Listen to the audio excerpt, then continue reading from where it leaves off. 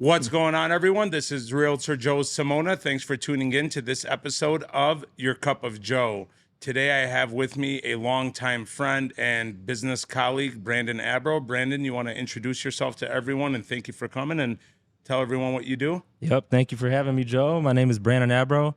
I own a couple businesses. I own Shots by Abro, which is developed into a marketing agency now. Once photography, now marketing agency. And I also have Universal Mortgage Lending, which is a mortgage brokerage. Great. I learned something new today, as long as I've known you, that you developed into a marketing company. Yeah, well, Shots by Abro started with photography back in 2014. And as the years grew on, I started doing more things and more doors opened up. So it just full on developed into a marketing agency. And with the accounts that I've built now, everything just transitioned from just doing photography. Great. What got you into doing photography? What came first, the photography or mortgages? Great question. Photography. So right out of high school, graduated in 2014. I just picked up a drone, was interested in flying it. And then once I got it, that not only just did you have to learn how to fly the drone, but now you have to learn how to take photos, take the videos, edit it. So that got me into like Adobe Lightroom and Photoshop, Final Cut Pro, and these are the softwares that I still use today. So just from having that drone, it allowed me to open up like my creative side. And so I had to pick up a camera and everything just came full circle. Does it get really complex when you're talking about pixels and when you're zooming into things? Does the camera make the difference? Is it the specs? Is it the brand? It's a great question. It's the photographer always at the end of the day because, gear is gear, but you got to know how to use it. And one thing I tell a lot of other photographers is don't worry about the lens. I mean, don't worry about the camera. It's always about the lens. The lens is like, honestly, everything. What does an average camera cost? Today's world, $2,000, $2,500 for something decent. And that's just for something decent. That's not even great. That's Yeah. just something decent. Wow. Exactly. I just transitioned. So the entire time I've been doing photography, I was shooting Canon, which is one of the major brands, right? I just I sold all of my gear and I switched to Sony. Sony's just dominating right now. So really the only big guys in the market is Canon, Sony, and Nikon. Do they kind of alternate, like these the brands, the three brands that you just mentioned, on who's dominating the market? Or Look, it's always been Canon. Always, like historically always been Canon, but Sony just came out of nowhere and nobody could top their technology right now. They're the top tier, they're elite. They took over the market. Everyone's switching. That's good info, actually. I know you've done a lot of photography for me on listings. You've always done a great job on that. We've also shot some business videos together, one of which is, I think, my favorite video, which we have to recreate now that I'm a little bit slimmer. But what other types of events do you do, and what percentage of it do you think is geared around real estate? Great question. So real estate is really what kicked it all off. And you were one of my first clients that I ever worked with as a realtor. So that's why I'll always appreciate and value our relationship. So thank you for that. But yeah, great question. Right now, I'd say out of all the gigs that I get, majority of it is still real estate. I just don't really put it out there like that. Majority of it is commercial side right now. Still a little bit of residential, just not as much. And other than that, the other types of photography, is like concerts and sports, a lot of food. I just don't post that either, but been doing a lot of food stuff. Well, we see your concert stuffs every other weekend. You're in Vegas, but it's all right. No, It's a lifestyle. it is. It's definitely a lifestyle. I used to go to Vegas every time, 4 or 5 times a year. I used to go to Vegas. Now I'm just tired of it. Like I haven't been in a couple of years, and Yeah, we just got back. I was there a couple of weeks ago, and we were in Vegas for 8 hours exactly. And I brought my wife with me. I told her, I said, we're going to be traveling more than we're actually going to be there because it's a 4.5-hour flight to Vegas from Detroit. So that's 9 hours round trip. And we were only there for 8 hours. So we were out till 4:30 in the morning hanging out with Big Sean, and our flight took off at 5:30. So we literally ran out the club and went straight to the hotel, grabbed our bags, and went straight to the airport. I've seen Big Sean tag you and stuff that you may have tagged him in. And then I'm messaging back looking at the story, not realizing who I'm messaging. And then I'm like, this guy Brandon's not responding to me. Are we like not boys anymore? Are we not friends? Then I look at the messages. It's like I'm messaging Big Sean. I'm like, oh, that answers a lot of It's it. hilarious, man. You know, you could reach me anytime. I, Text. I appreciate that. No, for sure. You are very responsive, which I really do appreciate. Communication is key, especially in the industry that you being a realtor, me being in the mortgage industry. That's like what I pride myself on is communication. Like you can always reach me, especially after hours. No, that's for sure. Communication is key, especially in the off hours or the late hours, whether it be earlier in the morning or later in the evening. As a realtor, sometimes, we're making our appointments while we're in the car on our way to the office or on the way home from a long night at the office, or we're sitting down and at night at the kitchen table and just writing down what we have to do, and we're picking up the phone calling. And I'm sure it goes hand in hand with mortgages too, because you have clients that may not be able to talk during the day because they're confined to a job that requires their undivided attention for the whole time, and you may have to talk to them after hours. Exactly, because like last night, I was talking to a client at 11:30 at night. He just got off work. I had to collect his income documentation so we can submit his loan underwriting this morning. He doesn't have time during the day to go get me his W-2s and pay stubs and bank statements and all that good stuff. So he had to get it to me late at night. And it's just you got to pride yourself being available, and that's what sets you apart. And that's one of the main reasons why I've worked with you as a buyer. You've been my realtor. You represented me 2 different times. You helped me buy my first piece of real estate in Royal Oak, and you helped me sell that property. So, and I made a profit. So, I can appreciate you. I remember emails going out at, 10, 11 o'clock at night. You just grinding. So I appreciate the kind words. It's in our nature that's just what we do. That's how we conduct business. It's in our nature to be responsive and to communicate and to be available. We have to be like that in order to succeed in today's day and age, because there is someone out there who's doing that. Now, we have to do it and perfect it to be the best at it. So, and I remember both of those deals very, very well. So we'll move on from those. But no, the purchase was fine. The sale was a little rough one. I still remember the emails going back and forth on those. Yep. We're not going to say any names of lenders, but. So you do mostly for real estate. I know I saw you shooting a baptism when I was at my nephew's baptism. You were taking pictures and video of the baptism that was going alongside that one.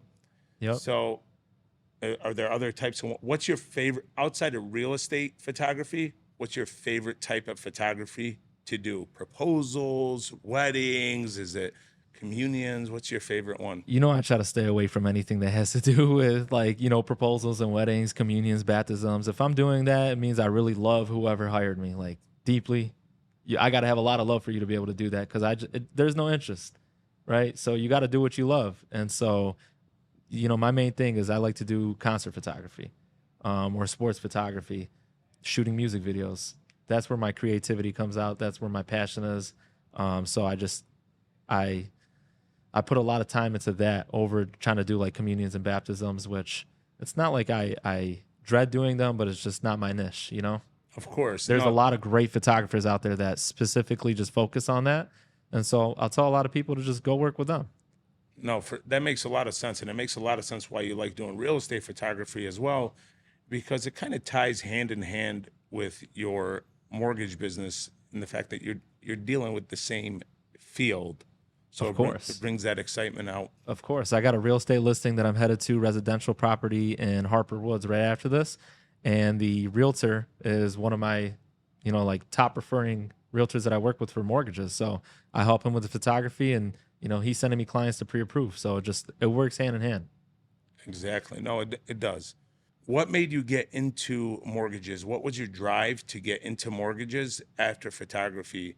What was that spark that lit and said, I'm going to do this?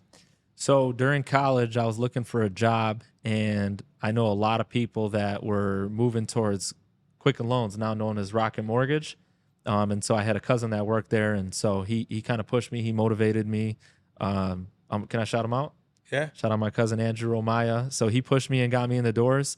So I worked at Rocket for 6 years, and what that did was allowed me to not only just gain the knowledge but also gain the experience. And it pushed me and motivated me to open up my own brokerage. And so I opened up in November of 2021, and I took a handful of people with me from Rocket, and we kicked off the company, and it's just been onward and upward since then. Yeah, and you underwrite through, you send your deals to, you're a UWM broker, correct? I'm a UWM broker, yeah. I just think UWM is a great partner. We close deals quickly, which is essential, obviously, but it's deeper than that. They do a lot for me to help support me, especially when opening my company. They did a lot for me and help give me the tools and resources to grow and get to where I'm at today. Got it. Tell us a little bit about your marketing your marketing service that you just added to your portfolio. Yeah, so one of my biggest accounts that I started working with is Savvy Sliders and Happy's Pizza, which is all under one house. And so the way that manifested is they reached out to me to shoot a few different videos on stores they had that, they're just popping up everywhere. So they had a couple stores that were opening up, so I went and filmed them a few videos for social media. After 4, 5, 6 videos, they called me in their office and they're like, man, we need you to just do so many different things. So right now, what I'm helping them with is like a lot of their digital marketing. So not only just photography and video, but social media ads, Google ads. We've been doing a lot more like residential postcards, direct mailers, commercials, TV. We're on Hulu, YouTube TV, you name it. So we're just trying to elevate that platform as they're growing. They're at 40 locations, and they got plans to hit 200 by the end of 2025. Wow, that's amazing. Now, when you offer this marketing service, is social media manager part of the equation, or is that something you don't do yet but you may do? Or Yeah, absolutely. So you can't mention marketing without mentioning digital nowadays. Everything is moving on to digital. You know what I'm saying? So social media is the easiest way to get to somebody. Like, for example, like my parents, you'll probably get them on a direct mail, or you're not going to get them on social media. But our day and age, everything is social now, Facebook and Instagram and TikTok. So that is something that I'm offering. And, that's just the move right now. I assume you have the information that shows you, what the best times to post is and when people are most responsive to post and stuff like that. Of course, there's an algorithm. You have the algorithm to that. Absolutely. Some realtors and really people of every business, they'll hire a social media manager to have 3 scheduled posts per week or 5 scheduled posts, and it'll say fun things happening in Detroit, or for example, places to travel to in Michigan, or the top 3 places to go sledding in Metro Detroit. So that's kind of the social media management that I'm talking about. Is that something that you may add to? Do you know what I'm talking about? Of course. Is that something that you have on your portfolio, or is that something that you can do, or is that something that you're adding? Yeah, it's something that's currently on my portfolio that I am actively doing. Got it. We'll have to get in touch with that after. Yep. Outside of, you just recently got married, right? Yeah, got married September 1st to Lauren. So it's been, 5 months, 4 months? Congratulations. Yeah, we went to Dubai and Maldives for our honeymoon. So that was pretty cool. Great experience. It helps that Lauren is in the same industry. Thanks for shutting down Maple Road on your wedding day. Yeah, we did shut down Maple Road. So we had a horse carriage that took us from her parents' house to St. Thomas, and Maple was just completely shut down on that stretch. We appreciate that. But you were saying she's kind of in the same. She's in the same industry. She's on TikTok, so you can get her at @Lauren on TikTok. She's got all this amazing content. And go ahead. I know what you want to say. Some of the funniest things that I've watched. But Lauren, if you're listening to this, take it easy on Brandon. He still needs to pay his Amex bill. Thank you. I was gonna say my credit cards are hurting. Your credit cards are hurting right now. No, but she has, yeah, what do you say? She has like 400,000 followers? 2.2 million. 2.2 million followers. Yeah. Wow. Yeah. That's amazing. It is. She built that, and you know, she's doing her thing on there. She's a strong influencer, man. So That's good when you have two minds that are talking about the same things. Like if for some reason you can't figure out why something's not working, or she can't figure out why something's not working, you can bring the two minds together and try to come up with a resolution on that. of course, Is one of the things about social media marketing, digital marketing, driving people to the page. Like, what do you think about paid ads? paid ads are great. Paid ads are phenomenal because so look, it just depends on what it is. So like paid ads as a realtor, yes. Paid ads for Savvy Sliders, yes. Paid ads for, you know, Sana Detroit, who does clothing, all day. You have to do paid ads. You could definitely reach out to the audience and the area on where you focus in business and where you think you're going to conduct most of your business. So that's definitely great.